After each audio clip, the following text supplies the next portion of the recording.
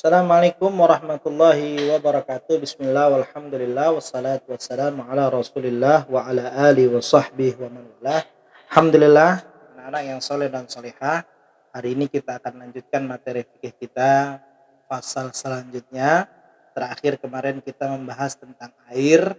Nah, hari ini Ustadz akan membahas tentang mujibatul ghusl, yaitu syarat-syarat seseorang melakukan mandi wajib atau mandi hadas yang kita tahu, atau mandi junub. Baik, langsung saja kita mempersingkat waktu. Yang pertama materi kita adalah faslun mujibatul ghusli sittatun. Saya akan coba mengartikan satu persatu. Faslun, fasal mujibatul ghusli. Mujibat, hal-hal perkara yang mewajibkan ghusli mandi, sittatun, ada 6. Yang pertama ilajul hasyafati fil farji, yakni masuknya hasyafah ke dalam farji. Wa khurujul mani, dan keluarnya air mani. Wal haidu, dan haid. Wan nifasu, dan nifas. Wal wiladatu, dan melahirkan. Wal mautu, dan kematian. Baik, perkara yang akan kita bahas sangat penting karena ini merupakan salah satu bagian dari syariat agama dan semuanya kita pasti akan mengalami hal ini, wajib melakukan hal ini. Maka kita bahas secara rinci sedikit demi sedikit. Yang pertama mujibatul ghusl, yang mewajibkan mandi. Mandi itu apa? Ya. Perkara wajib adalah perkara yang harus kita kerjakan. Mandi itu apa? Mandi itu adalah mengalirkan air ke seluruh tubuh. Itu yang disebut sebagai mandi. Mandi di sini tidak sekedar mengalirkan air ke seluruh tubuh, tapi harus disertai dengan niat tertentu, dengan niat makhsusah, dengan niat tertentu. Yakni tidak sekedar mandi. Dan disitulah ada fungsi daripada niat, yakni kita membedakan mana adah, mana satu kebiasaan, mana ibadah, dan mana satu perkara ibadah. Dengan apa? Dengan niat. Maka penting sekali urusannya. Baik, langsung saja. Mandi yang wajib adalah mandi hadas. Jadi mandi ada mandi sunnah, ada mandi wajib. Sekarang yang kita bahas adalah mandi wajib. Ya. Apa yang menyebabkan atau yang menjadikan seseorang itu wajib untuk mandi? Hukum asalnya mandi adalah sunnah, akan juga mubah, boleh. Untuk menjaga kebersihan maka jadi sunnah. Ibadah jadi semangat maka jadi sunnah. Tapi kalau tidak ada hal yang mewajibkan atau tidak memerlukan mandi, lalu kita mandi, ya boleh-boleh saja. Tapi kalau dalam kondisi sakit, kita memaksakan diri kita untuk mandi, maka bisa jadi makruh. Bahkan kalau memang itu membahayakan diri kita, mendatangkan mudarat yang dahsyat, yang lebih parah, maka hukum mandinya menjadi haram. Baik, kita yang mandi yang wajib saja dulu ya kita bahas. Yang pertama adalah ilajul hasyafati fil farji. Wajib mandi dengan sebab yang pertama adalah ilajul hasyafah. Ilaj artinya masuk. Ya. Hasyafah itu apa? Ya. Hasyafah adalah kepala kemaluan laki-laki. Ya. Atau yang seukurannya. Ini tentu pembahasannya sudah agak sedikit dewasa karena memang sekelas seusia kalian sudah harus mulai mengerti perkara-perkara ini dengan benar, ya. Bukan dengan cara yang salah. Nah, masuknya hasyafah, yakni kepala kemaluan seorang laki-laki, fil farji, di dalam kemaluan perempuan. Ini tentu pembahasannya nanti secara detail ketika kalian sudah dewasa. Yang penting kalian pahami, jika seseorang sudah melakukan atau dengan bahasa kita bersenggama atau berhubungan suami istri, maka otomatis dengan masuknya kemaluannya laki-laki kepada kemaluan perempuan itu wajib mandi. Artinya hubungan suami istri mewajibkan seseorang mandi, ya.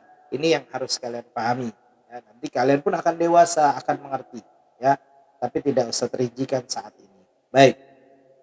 Kemudian wa khurujul mani. Ya. Yang kedua adalah keluarnya air mani. Ya. Baik air mani itu dikeluar dengan sengaja, ya, atau dipaksa, atau dia menghayal keluar, atau melalui mimpi.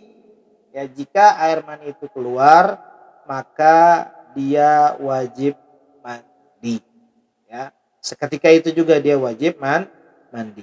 Ya, nah, ada beberapa ulama mencirikan. Jadi yang keluar dari kemaluan itu ada 3. Yang pertama air seni, air kencing, kemudian ada air mani, ada air madhi, ada air wadi. Air dicatat ya. Air kencing udah kita bahas, dia adalah najis. Kemudian yang kedua adalah air mani. Air mani hukumnya suci.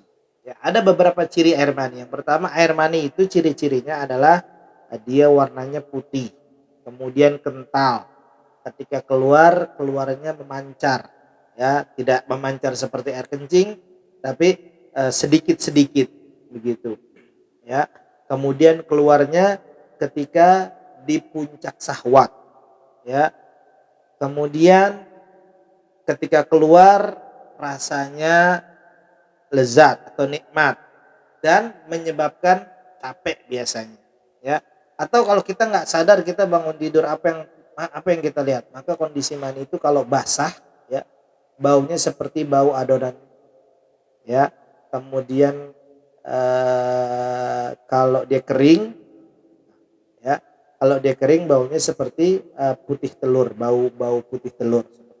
Nah, kalau kita, mohon maaf, kalau kalian bangun tidur ternyata wah basah nih, apa yang dilihat? Kalau yang dilihat adalah wah ini masih basah, ya berarti kalau ada bau seperti bau adonan, nah, bisa dianggap itu adalah mani. Setelah itu kalian wajib mandi hadas, ya begitu.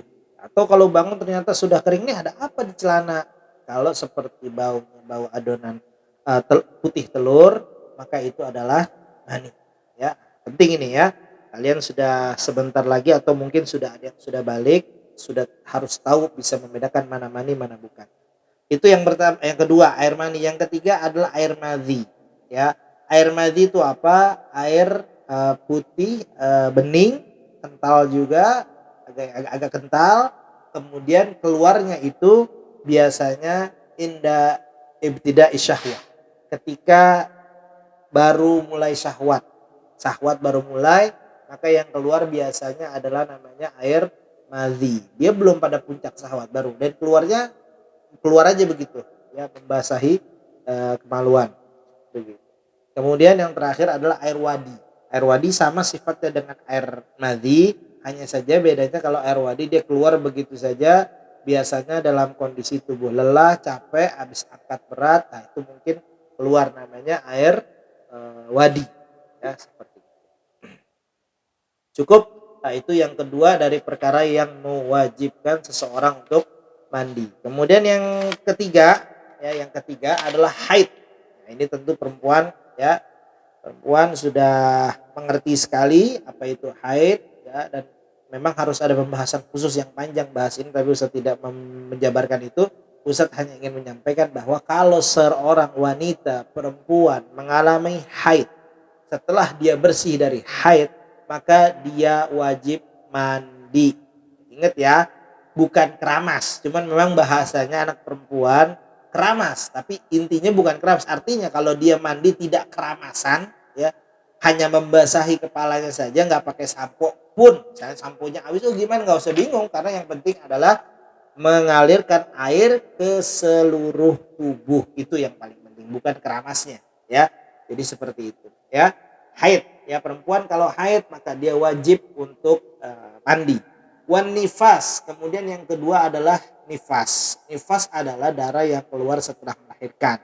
Nah, ibu-ibu kalian yang setelah melahirkan adik-adik kalian atau melahirkan kalian, ya, setelah masa nifasnya habis, ya, itu biasanya sampai 40 harian atau sampai 60, kadang ada juga, ya, maka setelah bersih dari nifas juga wajib mandi, ya, wajib.